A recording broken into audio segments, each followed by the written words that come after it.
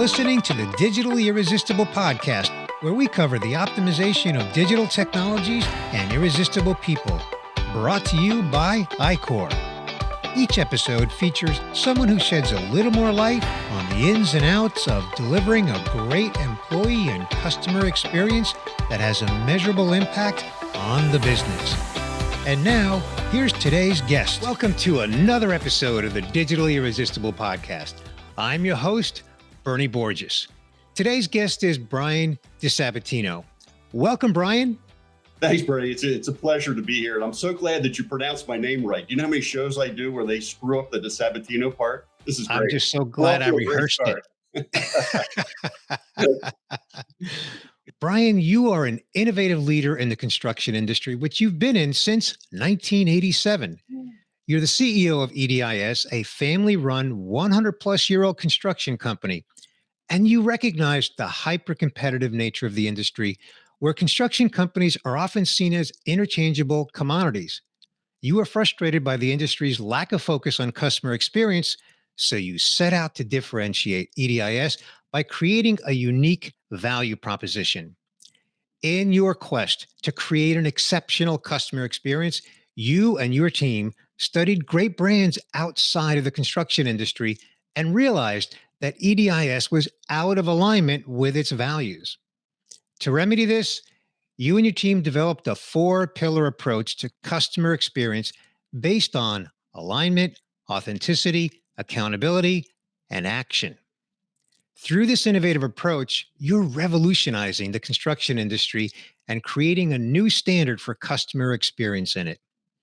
On this episode, Brian, I'm excited to unpack your 4-pillar approach to customer experience in the construction industry.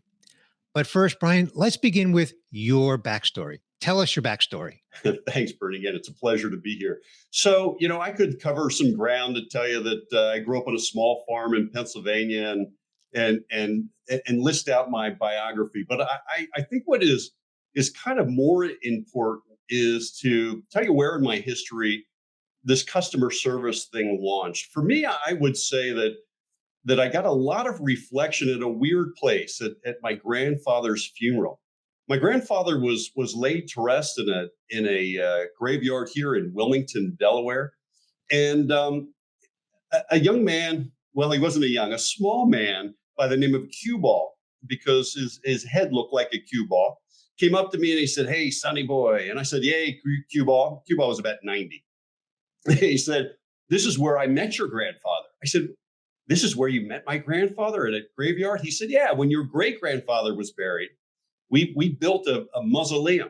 I was walking down the street as a small immigrant boy at the time, and your grandfather called me off the street. He said, 'Hey, boy, what are you doing? Come off the street. You're coming to work for us.'" And the rest was history. And your grandfather and I built schools and cathedrals, and we spent our lifetime together changing the community physically and changing the Italo-American community for the better. And so when Cue Ball struck me with that story and I ultimately became CEO, it really made me reflect that, wow, we aren't just really building buildings.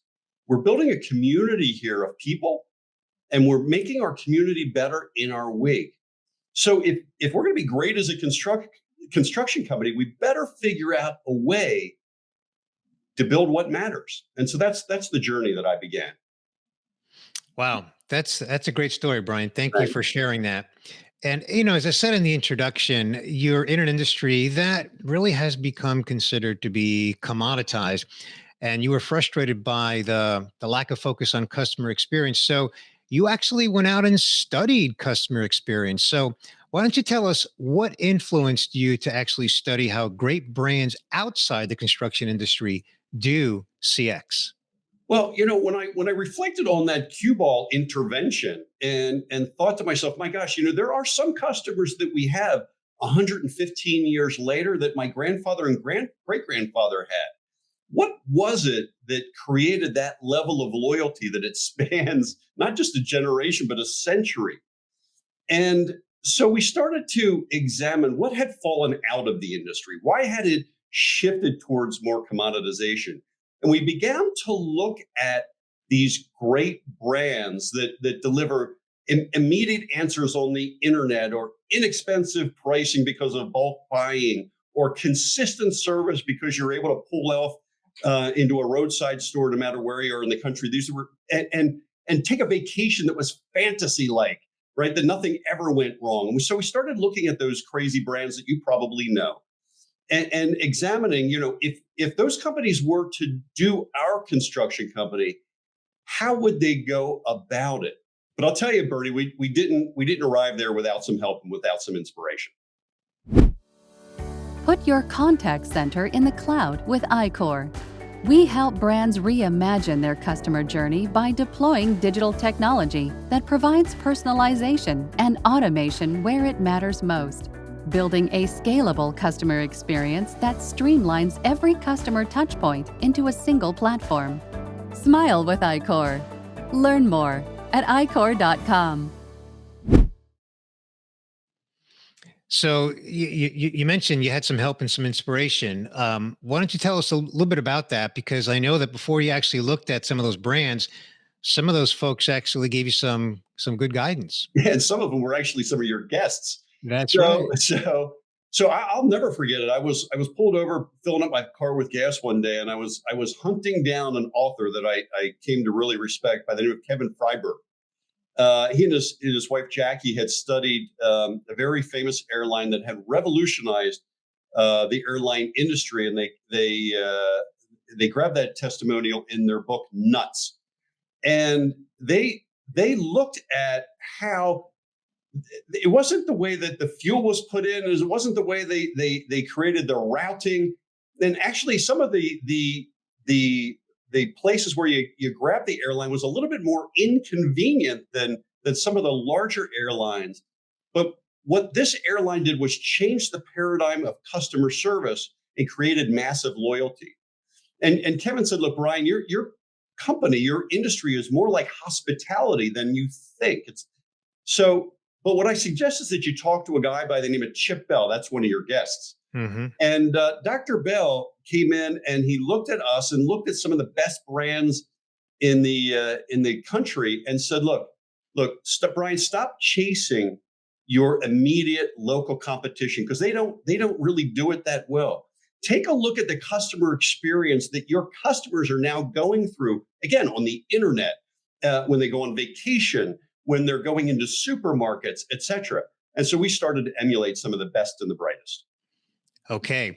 Well, let's get to it, Brian. You and your team came up with a 4-pillar approach to customer experience, and they all begin with the letter A: alignment, authenticity, accountability, and action. So why don't you go ahead and unpack those for us? Yeah, let's talk about a second about alignment. A lot of companies don't have bad intention. They actually are delivering a decent service, but it's not necessarily perfectly aligned with what the customer wants. I'll pick on the restaurant industry for a second.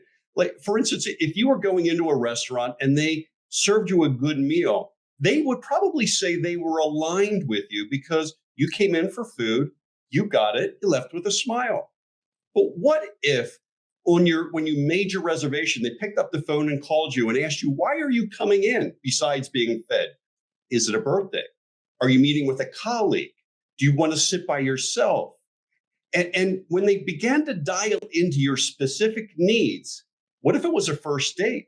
Should they be a little show offish for you? Should they get you a corner table? If they really dialed into your need and aligned their service with what you needed, the experience that you would have would be far greater than just being fed. And so in our industry, we've got to do a lot better job dialing into the needs of our customers if we're going to produce an extraordinary result that creates a loyalty that spans, in my great-grandfather's case, over 100 years. Yeah, that's a great point. And, using the restaurant example, not too long ago, I took my wife out for her birthday dinner, made the reservation online, Brian. It was easy to make the reservation. I noted in the notes field that it was my wife's birthday. If you could bring a little, whatever dessert we order, if you could bring a little candle with it, didn't happen. Didn't happen. Already, Always I keep had it the I moving. had the opposite problem. I made one of those reservations and I forgot to take it out of my record. And so I traveled to Jackson Hole a couple of months ago by myself. And I walked in the front door. The maitre d' says, "Happy birthday, Mr. DiSabatino." I sat down at my table. They brought me a little cake. I said, what is going on? And then they didn't tell me. And then when I went home, I realized I had forgotten to change my record. That's funny. That's funny. Uh, a little more diligence on our digital record Yeah, keeping. we're getting there. Yep. So the next pillar is authenticity. What's that about? Yeah. So if you go to the trouble to align yourself or understand the needs of your customers, well, my God, you better deliver on it, right? You ought to be authentic to the alignment that you created. So for the poor restaurant industry, we're gonna stay with that example for a second. You know, you're going to respond to an advertisement that is aligned with your needs, right? And so you're going to pull off, and I divide authenticity into three buckets: the front door, the front of the house, and the back of the house. Like when you open up that front door, you ought to be seeing what they told you you were aligned with. Is it a family atmosphere? Is it a nightclub? Whatever the alignment was, right? And then you sit down and you're in the front of the house. Well, they ought to be delivering an experience that lives up to the expectation and alignment that they said. I just went on a wonderful vacation to the islands, and the brand, the people in the brand in the front of the house were so aligned with the brand promise that I felt bad leaving. Like they charged me way too much money. I should have been crying as I was handing my credit card over, but I was actually going to miss the people because we had built a relationship on my vacation. It was fantastic. And I really only believe that you can get a good front door experience and a good front of the house experience if what's happening in the back of the house is also aligned, is also delivering on that authenticity, because you can fake the front door. You can kind of fake the front of the house. But if behind the scenes, the chef is yelling at the waitress, right? And it's chaos back in the kitchen, it's not going to take too long before that attitude telegraphs itself out onto the restaurant floor, the construction site, the theme park, you name it, right? You can't be good on the outside, the front of the house, unless you're really, really good on the inside, the back of the house. You have to be authentic to the brand promise that you're suggesting. Mm-hmm. Something tells me that one of the ways to develop and deliver on that authenticity is through accountability. Yeah. Yeah. I love the concept of accountability because I was victim of this as well. Like when we yell accountability in our industry, we think of this big burly superintendent yelling and screaming because the project's not moving fast enough. That's the only definition I think we're taught as young construction workers, right? But in this new age of getting that alignment and authenticity right, accountability is much more than barking and screaming, right? It's really articulating the expectations that ultimately you're going to expect, setting up the measures to tell you whether you're aligned and you're authentic, right? And then having a mechanism, having a feedback loop in place that if you aren't measuring up, there are positive celebratory consequences as part of the accountability. And sometimes there's corrective action, but you have to be willing to not only be accountable, but set up the systems, the technologies, the feedback loops to make sure that accountability is happening. Love it. Like you, I'm a big fan of accountability. And of course, logically, the fourth pillar is action, taking action on these values. Yeah, this sounds super cliche, but you actually got to walk the walk, right? And so a lot of us go to seminars, a lot of us read books, a lot of us, jump up and down at the way things ought to be. But the last piece is kind of risky. You actually have to do those things. You have to spend the money. You have to hire the people. to get that kind of a system to deliver exceptional customer service, you have to be willing to take the action. And so for us, as an example, we have a lot of technologies in place to gather the data, to gain alignment. And you've got to be willing to act upon what you hear, positive or constructive. You've got to be willing to take action. And that takes a lot of leadership and a lot of risk. Mm-hmm. Well, Brian, I know a little bit about the fact that since you and your team have put these 4 pillars into place, that some of your processes have changed, because we don't really think of the construction industry as one really deep in customer experience values. So why don't you share how some of your processes have changed since you've implemented this 4-pillar approach to customer experience? Yeah, thanks, Bernie. And this probably relates to whether it's manufacturing, engineering, or any other process-oriented company. In the olden days, before we did this realignment, when we would start a construction project, we would just kind of start it. We would get our plans and our specifications, and sure, we met the owner along the way. We would start the project. Now, we have a branded process that we call Compass, where we actually go in and do a deep dive on the intelligence to find out, did the customer ever have a project before go wrong? Does the customer have any budget concerns other than the stated budget? What do they define success as looking at? Who are all of the players that this project will touch besides who might be the immediate customer? Who is our customer's customer? And how would this building affect them? And so that is just one of many processes that we have that get us into alignment, allow us to deliver, not just by putting it on a t-shirt or a bumper sticker, but delivering our service authentically, to hold ourselves accountable to the findings that we have, and to take action when maybe it goes a little astray. When you said that one of the things you want to know is who's the customer's customer, I know that one of the types of buildings that EDIS constructs is schools, right? And who attends schools? Well, school teachers and, of course, the kids. Yeah. So I would think that those insights are invaluable to you and your team on any construction project. They're super important. I was giving a talk today on scheduling of school projects. And, I don't know where you live, but where we live, schools open in August. And if anything goes wrong, they're still opening in August. It doesn't matter what you're doing, they're going to open in August. So when our customers want our buildings open? In August. Mm-hmm. And so we've had several projects that are started late. The permitting gets stuck. The weather is a problem. But at the end of the day, our customers kind of don't care. They have customers too.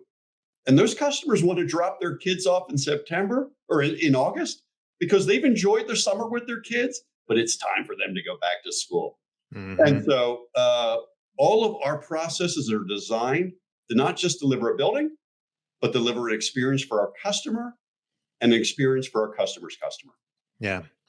Brian, how has this approach, this 4-pillar approach to customer experience with, again, alignment, authenticity, accountability, and action, how has this approach impacted your team's approach to going to work every day?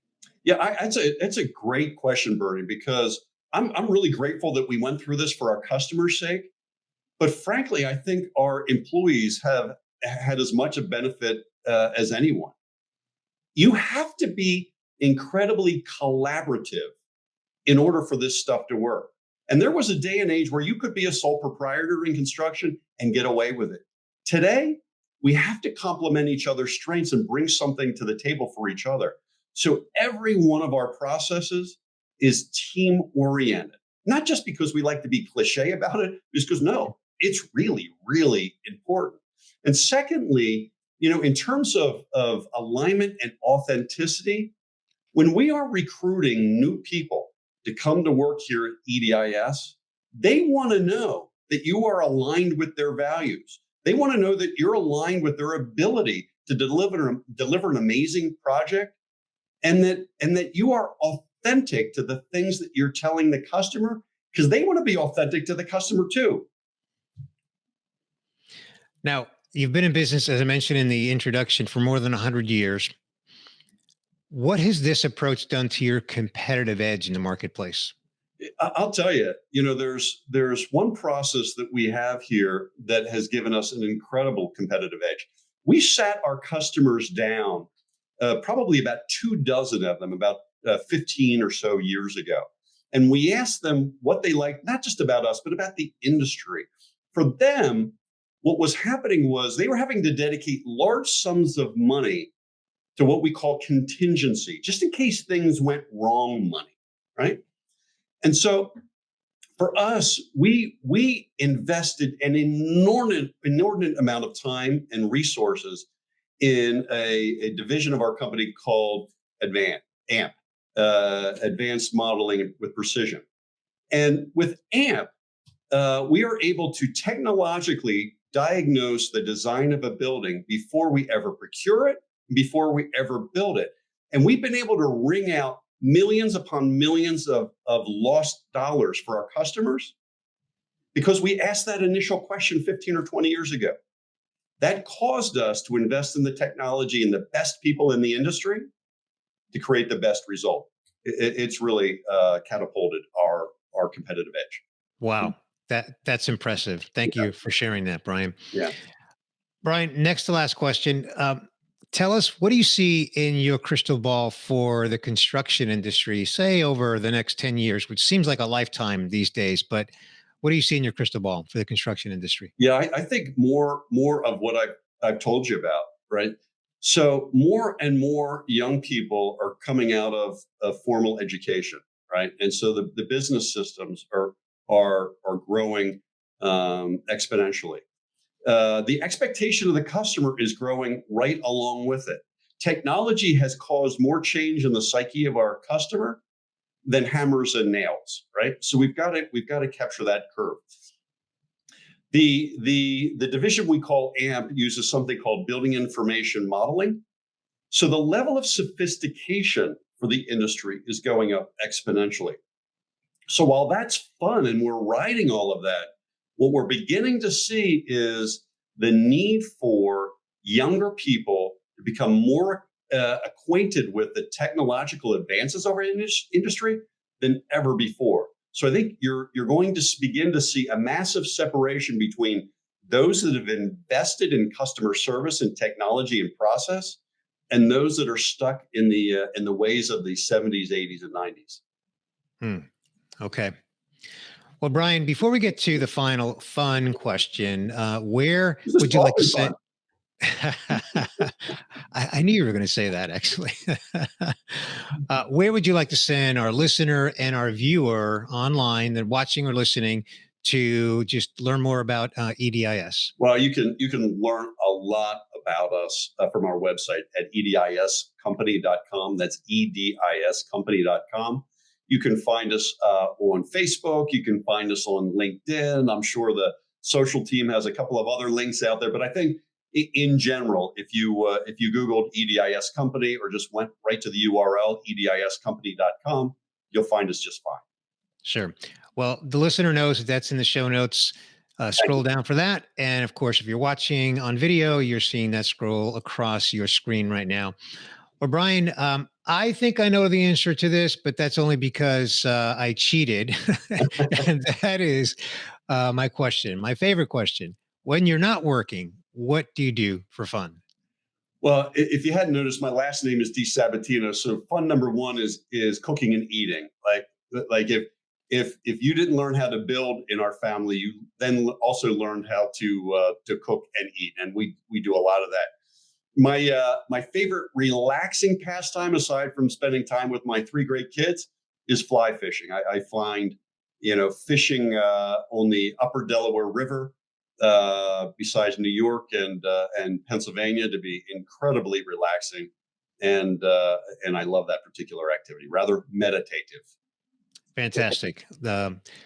Great pastimes, and both very enjoyable. Thank you for sharing that. Thanks, Bernie. And Brian, just thank you for joining me on this episode of the Digitally Irresistible podcast. I really admire what you're doing at EDIS and the fact that you even got with someone like Dr. Chip Bell to really consult on, how you can improve the customer experience, how you can do something that really isn't even something that's all that recognized within the construction industry. Your four-pillar approach to customer experience, again, alignment, authenticity, accountability, action. Very admirable. Not surprised that it's yielding great results for you and your team at EDIS. Thank you so much. Thank you, Bernie. And, on behalf of the entire staff of EDI here at EDIS, I'm really proud to represent these fine men and women, and I appreciate the opportunity to come on your show, which, by the way, I enjoy a lot. Thank you. Thanks for listening to this episode of the Digitally Irresistible podcast, where we cover the optimization of digital technologies and irresistible people, delivering a great employee and customer experience that has a measurable impact on the business. Brought to you by iCore. Be sure to subscribe on your favorite podcast player so you don't miss future episodes.